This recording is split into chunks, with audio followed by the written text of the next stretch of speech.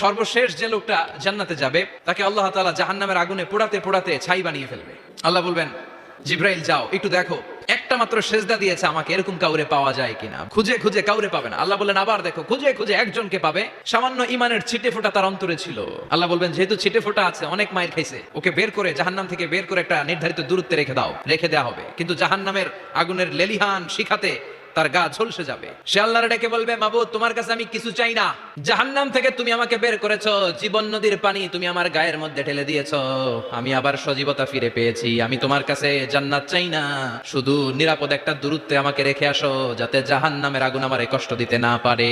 আল্লাহ জিব্রাইলকে বলবেন যাও এমন দূরত্বে রাখো যাতে জাহান্নামের আগুন ওরে কষ্ট না দেয়, রেখে আসা হবে। অনেকদিন সে ওখানে আনন্দে থাকবে, আল্লাহ শুকরিয়া করবে, সে মনে মনে বলবে বেঁচে গিয়েছি আমি। অনেকদিন থাকার পরে মনে মনে ভাববে বাইসা তো গেছি, কিন্তু নতুন করে একটু ট্রাই করে দেখি। আল্লাহ আগেই বলে রাখে আমি কিন্তু জান্নাতে যেতে চাই না। আল্লাহ বলবেন কি চাও?